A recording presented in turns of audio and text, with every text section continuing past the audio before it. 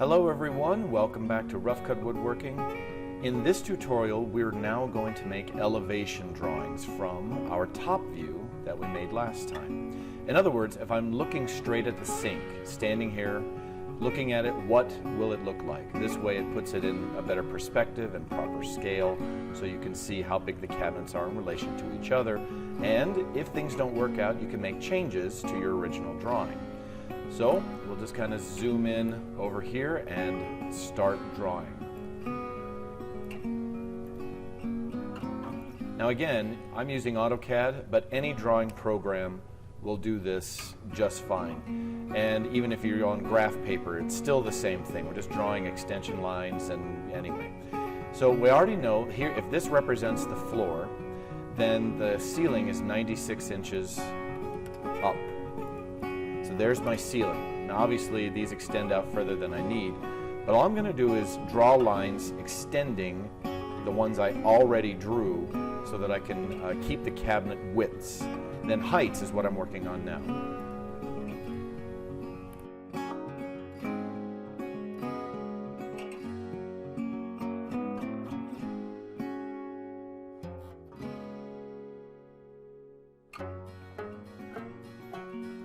And now I've got my kitchen space from wall to the end of the fridge and from floor to ceiling.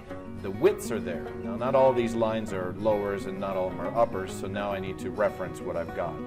So first, let's get some standard heights of things. First of all, your toe kick is 4 inches tall, so I just put 4 inches there.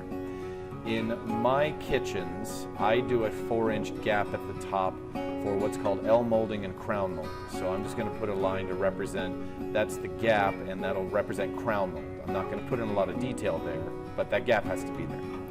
Now, here are your other heights. Your countertop is 36 inches tall, from the floor to the top of the countertop. And I assume that the countertop is 1.5 inches thick, so I bring that down 1.5. Once those are established, then I can say that this from here to here will be 30.5 inches. That's 2 foot 6.5, and that's exactly right.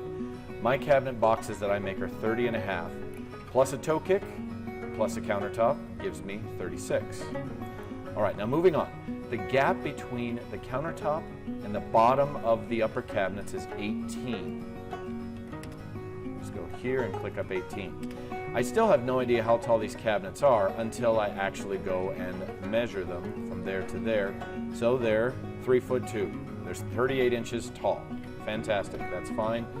Now I go back and start removing some of these extra lines. So that's where I'm going to be referencing what did I draw down here and where do these lines go. So first of all, we'll just start snipping some of these out that I know will come out.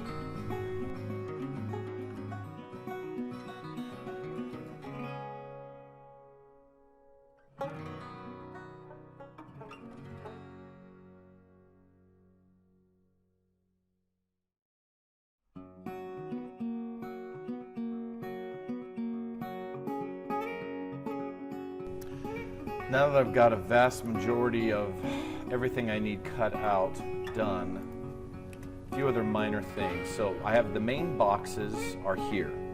I know that's a sink, this is some drawers, the dishwasher, well the dishwasher goes here, sink is here.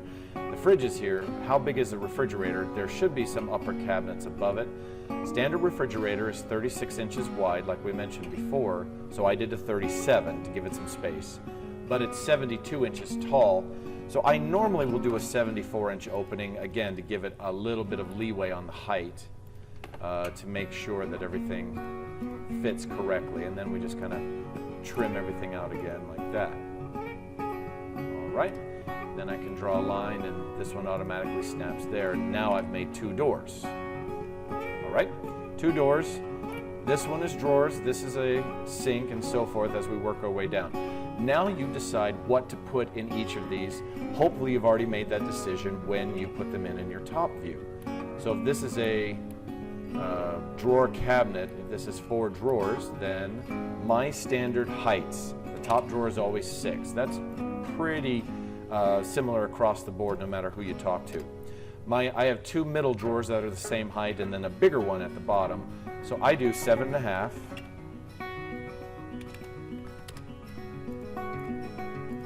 And then what's left is 9.5. Those are just the ones that I use. Just trim some of that out because we don't need it. And that one. Okay. So again, that same line can be the top false front for my sink. We need that because the sink dips down. And then we put a line here to make 2 doors. So this cabinet I know is 36 inches wide, so half of that is 18, and I just move that over, and then just trim out the extra. That goes there, and then trims out. So there's my sink. This is a dishwasher, so that stays open. This one I'm just going to keep as a standard cabinet with a 6-inch drawer front and a door. So we'll put in handles and designate all that a little bit later. But for now, all of the boxes and the doors and drawer fronts are established, and that looks good. We'll come back a little later and finish that up. So that is it for this. Now, I could, of course, draw in the window. I would just extend lines from here, you know, all the way up to my ceiling, and then do it again here. And then I just drop it down. Let's say 10 inches down. May as well put it in 8 inches up or so. Doesn't hurt to put it in so the client can see, okay, that's the window, that's where it goes, it looks good, and then you just go and finish up trimming all this out. Now that we have that all trimmed out, this side is done. Now we're going to go to the next wall.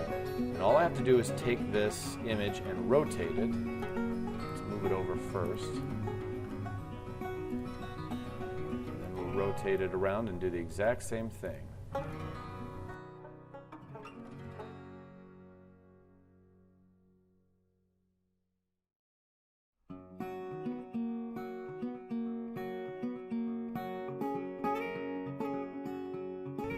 Now we put in the exact same heights for our toe kicks and our other spacing. 4 inches for toes and the ceiling. 36 for the countertop. 1.5 down from that line for the countertop. And then 18 for the spacing between. There are my heights. Then again, I start looking here and decide what stays, what goes. In all of this, I don't have any tall cabinets like the fridge or a pantry cabinet, so I can just go ahead and trim out all that middle section. All right, I know that there's an oven here, so that's going to have to be trimmed out like that. It's just an open space for an upright fridge. I've got a microwave above it. Now here's the standard height for a microwave is 16 inches. And I just put a line there, and trim out the rest. And that goes there.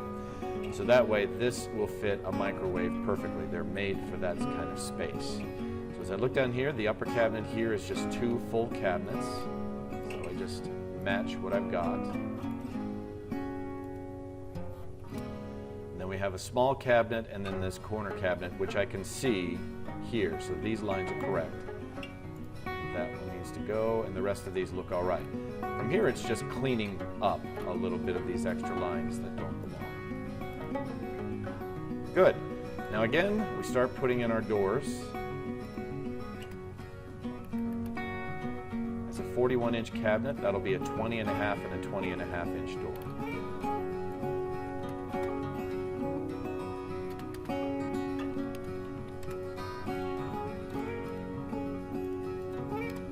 Double doors there, and we wanted drawers in a couple of these, in these 2 cabinets down below on each side of the oven. So 6 inches for the top. I do 7.5 for the next 2. And we just trim the rest of that off.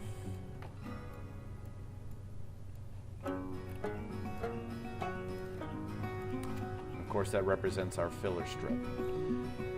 Now for these other 2, they're called what I consider a standard cabinet. I guess I just shouldn't have erased it, but that's okay. We'll just put that back in. There's a 6-inch drawer, and then we'll put that back in as a 6-inch drawer. There we go.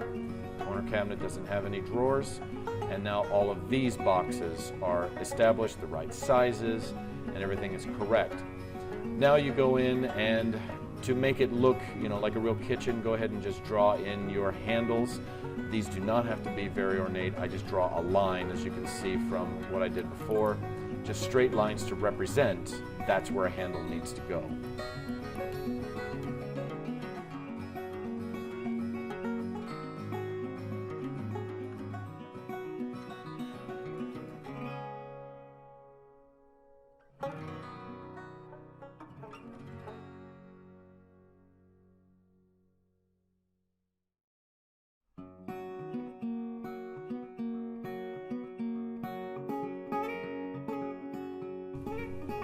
All right, now that all the drawer fronts are in, the only thing left is to give these some sizes. You're dimensioning just like we did down here, but this will give you the vertical dimensions that is missing with this top view.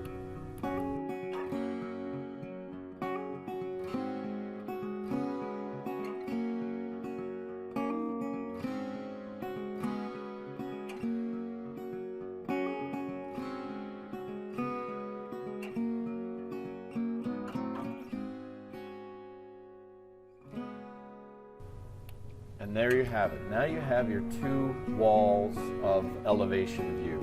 The only thing I have left now to draw, of course, is the island. So I'm going to quick get that drawn up so you have all three views of looking straight at these cabinets.